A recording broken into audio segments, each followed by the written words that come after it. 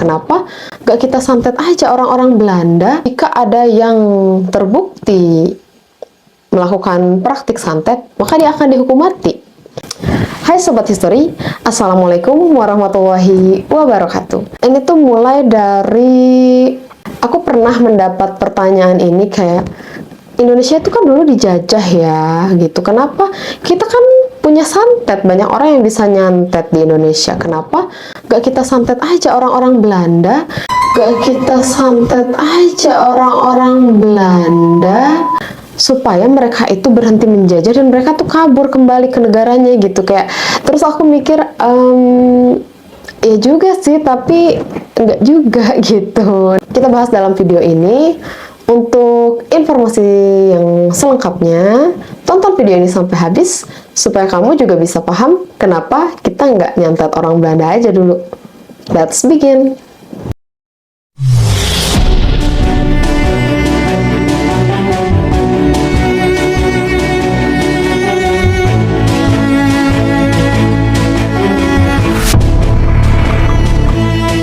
Sebetulnya perihal santet ini mungkin kalau di Indonesia namanya santet ya, tapi in general gitu. Secara general ini kan berhubungan dengan ilmu sihir, ilmu hitam kalau di Indonesia. Kayak ilmu sihir ini sebetulnya kan sudah dikenal sejak ratusan bahkan ribuan tahun yang lalu. Nah, ini juga pernah disebut di naskah Sang Hyang Siksa Kandang Karesian, itu sekitar abad ke-16, dan bahkan di Kerajaan Majapahit pun perihal santet ini menjadi masalah yang serius ternyata. Kalau kita tarik lebih jauh, itu kan sangat populer ya di zaman Nabi Musa perihal ilmu sihir ini. Jadi kayak orang berlomba-lomba untuk siapa yang punya ilmu sihir lebih unggul gitu. Jadi mereka saling berlomba-lomba dalam keunggulan untuk memiliki ilmu sihir di masa Nabi Musa, di zaman Fir'aun, di Mesir saat itu. Nah, kalau di Nusantara juga di masa Kerajaan Majapahit ini memang banyak praktik seperti ini. Sampai akhirnya pemerintah Majapahit itu turun tangan kan untuk mengatasi konflik sosial yang diakibatkan oleh hal santet menyantet ini. Dukun itu kan dia mengirim santet ke seseorang, itu korbannya, dan itu kan atas suruhan orang lain, misalnya kayak orang ada yang punya dendam lah atau apa gitu ya. Nah, itu tuh disantet. Nah, pada akhirnya ini tuh memicu keresahan, kericuhan di masyarakat, sehingga di masa Majapahit ini sampai pemerintah turun tangan dan ada yang namanya aturan, jika ada yang terbukti melakukan praktik santet, maka dia akan dihukum mati. Tapi tidak berhenti sampai di situ. Kalau ada orang yang menuduh orang menyantet tanpa bukti dan saksi yang kuat, maka orang yang menuduh itu juga dia akan dikenakan hukuman mati. Jadi kayak fair kan ya, orang yang menyantet gitu, kalau dia sampai melanggar aturan, melanggar hukum, dia juga kena dia dihukum mati, tapi harus dengan bukti dan saksi yang kuat gitu, yang memang itu terbukti. Nah, itu tuh saking meresahkannya saat itu. Jadi pemerintah Majapahit membuat aturan yang fair. Kayak jadi masyarakat nggak main hakim sendiri. Dia misalnya ngeroyok orang karena dia dituduh nyantet, itu nggak boleh, karena kalau orang yang menuduh itu dia juga bisa dikenakan hukuman mati. Nah, ini tuh untuk mengatasi orang main hakim sendiri. Terus kalau kita misalnya tarik lagi nih, di Eropa, di masa Dark Age atau di zaman abad ke-8 di Eropa, itu kan juga sangat kental dengan yang namanya ilmu sihir, terus hal-hal gaib. Di Eropa sekitar abad ke-15 itu, ilmu pengetahuan logis rasional itu belum berkembang. Jadi setiap ada orang yang sakit misalnya, setiap ada orang yang kena penyakit yang aneh misalnya ya, kayak cacar misalnya gitu. Nah, itu kan satu penyakit yang aneh misalnya, yang ada yang baru muncul saat itu selalu dihubungkan dengan yang namanya gaib. Misalnya, oh dia kena sihir, oh dia kena kutukan. Jadi dikit-dikit orang yang sakit dibilang kena sihir, dibilang kena kutukan, atau kalau bahasa kita tuh kayak kena santet gitu. Nah, akhirnya di situ banyak kasus-kasus juga di Eropa yang menangani kasus persihiran. Nah, ada seorang antropolog Prancis, itu namanya Claude Lévi-Strauss. Dia pada akhirnya menulis gitu, meneliti tentang fenomena ini, fenomena yang terjadi di Eropa ketika abad ke-8. Kenapa orang itu bisa menghubung-hubungkan dengan sihir, dan apakah memang itu sihir yang terjadi? Apakah sakit-sakit yang dialami oleh mereka itu adalah kutukan? Dia melakukan sebuah observasi, penelitian gitu, dan menulis yang akhirnya namanya disebut kompleks Shaman. Nah, kompleks Shaman itu intinya adalah begini.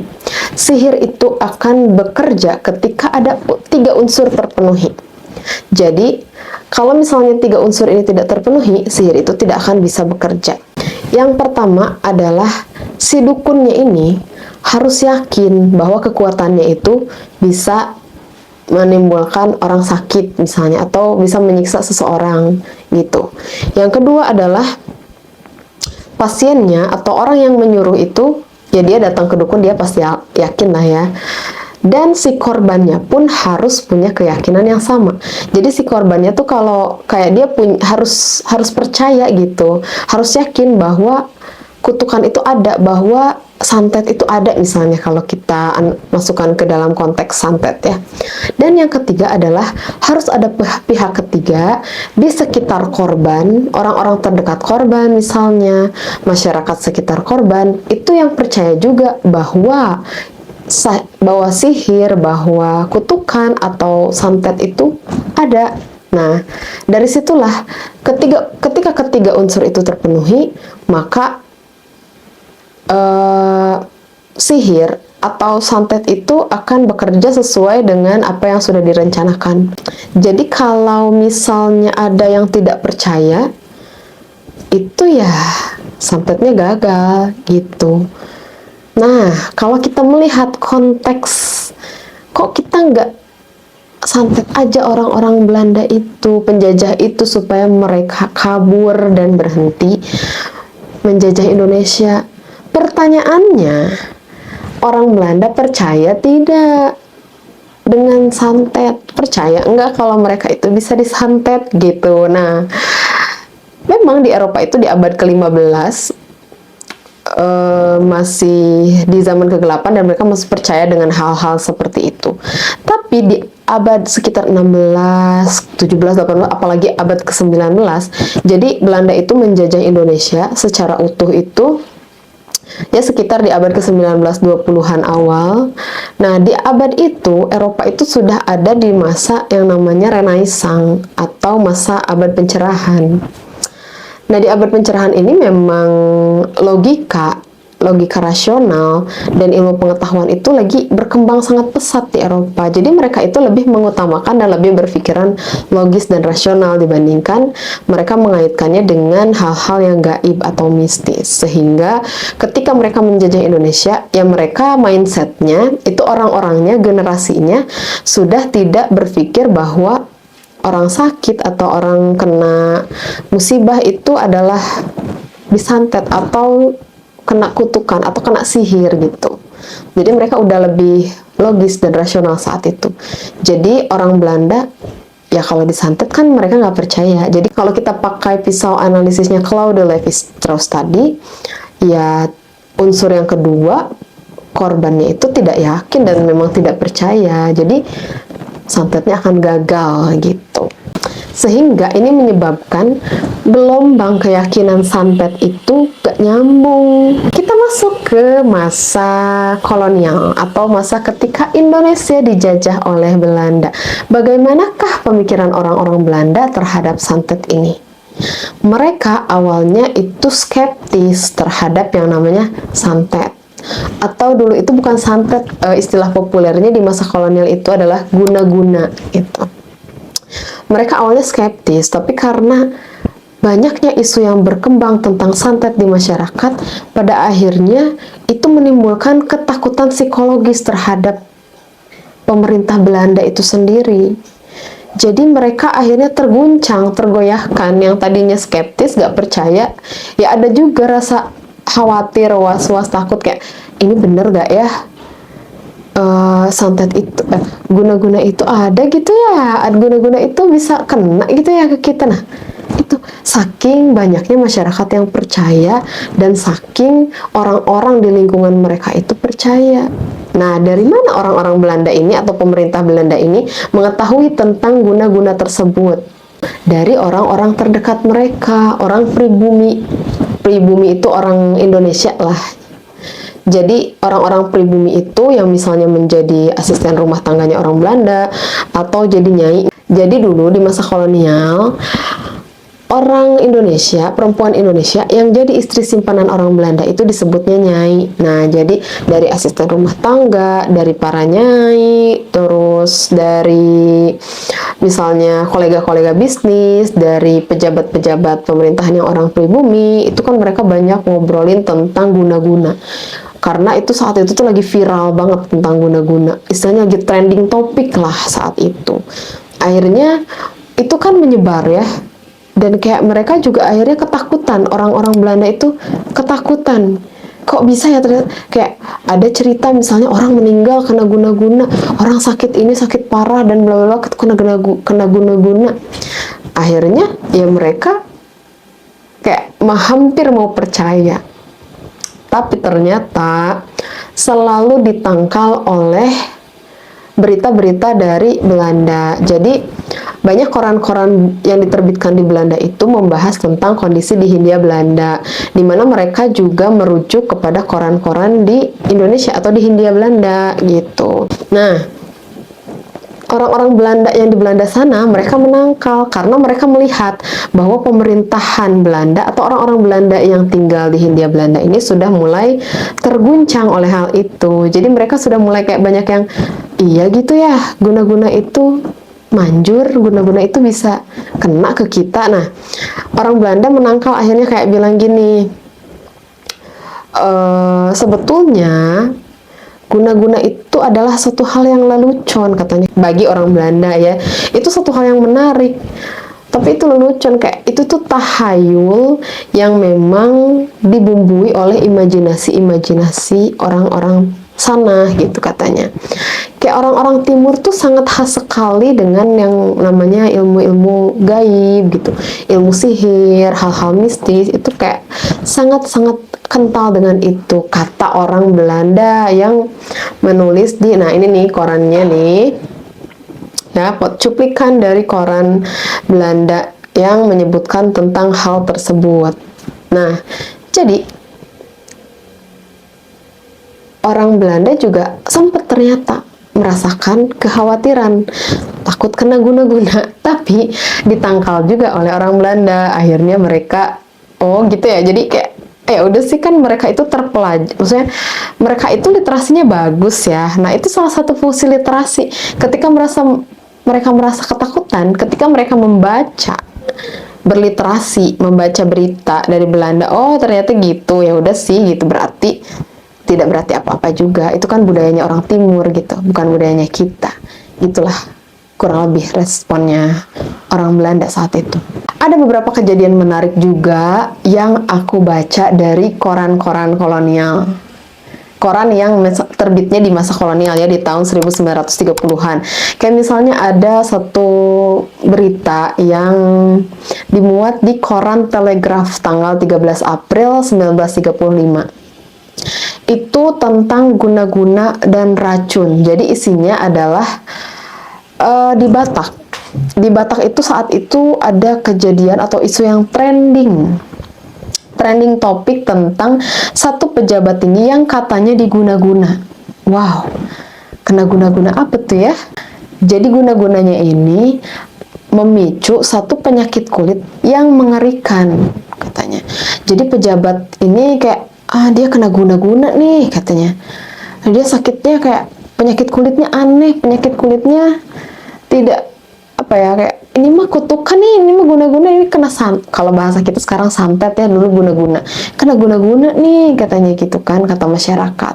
Sampai itu pun sampai ke orang-orang Belanda kayak emang ini dia kena guna-guna ya gitu, kayak gitulah. Nah akhirnya tadi dari orang-orang Belanda yang di sana, yang di Belanda aslinya itu kan mereka akhirnya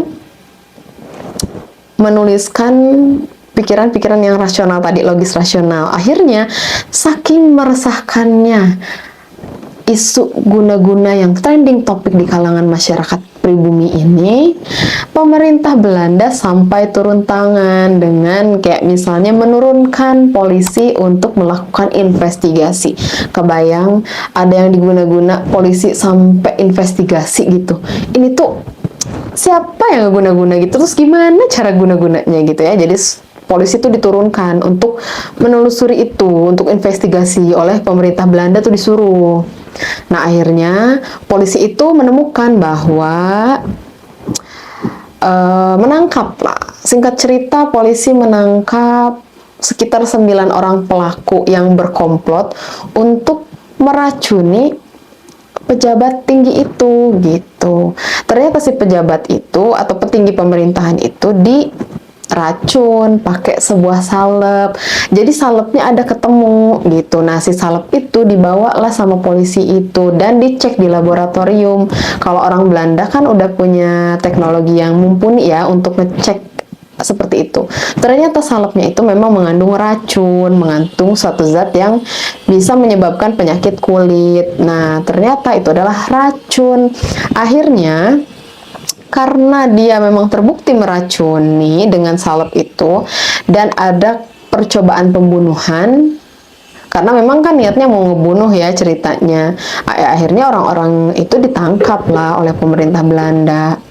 Setelah ditangkap, ya sudah mereka diberi hukuman gitu. Terus ada kejadian juga, ada dimuat di koran Surabaya Handelsblad sekitar 1930-an juga. Itu ada kejadian pegawai pemerintahan yang suka sama seorang perempuan gitu, tapi dia insecure. Kayaknya aku nggak cukup tampan deh buat dia. Terus kayaknya aku gajinya juga kurang untuk menafkahi dia lah istilahnya ya. Jadi kayak dia merasa insecure untuk meminang atau mengencani gadis yang dia sukai. Akhirnya pegawai pemerintahan itu kayak minta tolong sama pegawainya. Dia minta tolong untuk dicarikan ramuan ajaib. Dulu ramuan ajaib namanya, seriusan. Jadi ramuan ajaib itu untuk memikat hati si perempuan itu. Si pegawainya itu diberi imbalan sekitar 10 gulden. Nah, terus singkat cerita, si pelayannya itu datanglah membawa sebuah ramuan, sebotol cairan gitu. Nah, katanya gini, kamu pakaiin beberapa tetes ini ke tangan gitu ya, tangan. Terus nanti tangan kamu gimana caranya supaya bisa menjabat tangan si perempuan itu. Nah, terus si pegawai pemerintahan itu dia datanglah karena si gadis itu adalah pelayan toko gitu ya, asisten toko. Dia datanglah ke toko itu, kemudian kayak ya mungkin entah gimana caranya basa-basi atau apa sampai akhirnya si laki-laki itu dia berhasil menjabat tangan perempuan. Nah, terus si perempuannya itu kayak curiga gitu, kok ada bau yang ada aroma-aroma kuat gitu dari habis jabat tangan sama si cowok itu. Akhirnya kayak itu kan lagi viral banget ya masalah guna-guna. Akhirnya si cewek itu mengusir lah laki-laki itu, kayak kamu ngapain aku gitu, ini kok ada tangan aku ada aroma yang kayak gini, udahlah kamu pergi sana misalnya ya. Terus kayak pergilah si cowok itu, singkat cerita. Tapi pada akhirnya si perempuan itu, gadis itu tuh kayak jatuh hati sama laki-laki itu sampai mereka itu menikah gitu. Yang awalnya memang si laki-laki itu katanya begitu ya, berdasarkan di koran Surabaya Handelsblad yang ditulis lagi oleh koran Belanda gitu. Jadi itu dari koran Surabaya Handelsblad cerita itu. Nah, di sini kita melihat bahwa santet atau istilah yang dipakai saat itu adalah guna-guna. Itu merupakan suatu alat yang biasanya digunakan oleh masyarakat kecil yang tidak punya kuasa untuk mendapatkan sesuatu yang mereka inginkan dari orang-orang yang berkuasa atau orang-orang yang mereka ingin punya tujuan tertentu gitu terhadap orang-orang tersebut. Dan ini adalah realitas sosial yang terjadi di masyarakat sejak dulu dan bahkan masih bertahan sampai hari ini. Karena salah satu tokoh peneliti juga Edi S.Eka Jati gitu menyatakan bahwa teluh atau santet itu merupakan warisan masa lalu yang masih bertahan sampai saat ini. Kenapa sih santet itu masih terus aja bertahan sampai saat ini, padahal ini kan udah di dunia teknologi, dunia gadget, dunia internet gitu ya, udah 5G, udah berapa G gitu ya di Indonesia ini. Karena secara psikologis manusia itu membutuhkan alasan atas kemalangan yang menimpanya. Jadi ketika ada tekanan ekonomi dan sosial yang tinggi, terkadang orang lari kepada hal-hal tersebut gitu. Jadi Sobat Histori, apa sih pelajaran yang bisa kita ambil dari cerita kali ini? Yang pertama, santet itu ternyata bukan soal hal gaib saja, melainkan ini adalah realitas sosial tentang bagaimana masyarakat kita berinteraksi satu sama lain untuk menyelesaikan konflik dari sejak zaman kerajaan Majapahit yang itu bertahan sampai sekarang. Yang kedua adalah ternyata kekuatan keyakinan itu nyata seperti tadi berdasarkan hasil penelitiannya Levi Strauss. Jadi pikiran kita mempunyai pengaruh besar terhadap fisik kita. Kalau di dalam Islam itu kan ada di dalam ayat Al-Quran ya yang menyebutkan, yang Allah itu menyebutkan bahwa Allah itu sesuai prasangka hambanya. Prasangka itu kan pikiran kita, pikiran yang pada akhirnya itu memunculkan keyakinan. Jadi keyakinan kita itu seperti apa, dan itu memang sesuai kan seperti itu. Jadi apa yang kita yakini itulah yang biasanya terjadi gitu. Yang ketiga adalah sejarah mengajarkan kita untuk tetap berpikir logis. Karena apa? Karena tadi ternyata di masa lalu, khususnya di masa zaman kolonial itu, setelah banyak dilakukan penelusuran dan investigasi, ternyata terbukti bahwa banyak kasus-kasus yang diisukan itu adalah guna-guna, ternyata itu adalah racun. Jadi zaman dulu itu ternyata banyak racun-racun yang memang itu kayak tidak berbahaya, jadi gak ketahuan itu dan bisa membunuh secara perlahan. Makanya misalnya orang kayak sakitnya lama terus tiba-tiba meninggal, terus tadi misalnya penyakit kulit yang mengerikan, ditambah lagi dulu itu kan ilmu medis belum seberkembang sekarang. Kalau dulu kan flu aja itu berbahaya, flu aja dulu sampai di karantina, orang kena flu itu di karantina, nggak boleh ketemu orang, dan katanya flu itu bisa menyebabkan kematian dulu itu ketika pertama kali terjadi pandemi flu gitu. Kalau sekarang kan orang flu ya biasa aja gitu ya, tinggal kita minum obat yang biasa ada di apotek-apotek, terus flu-nya ya udah sembuh. Dulu itu sampai seberbahaya itu flu itu.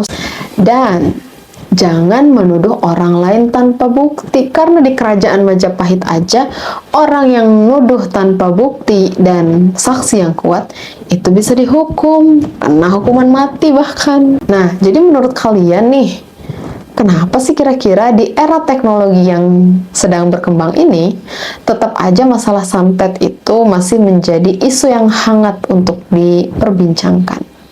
Jangan lupa like, subscribe, dan share video ini supaya orang-orang yang punya pertanyaan sama dengan kamu juga mengetahui tentang informasi yang sudah kita bahas. Saya pamit, sampai jumpa di episode berikutnya. Salam sejarah. Assalamualaikum warahmatullahi wabarakatuh.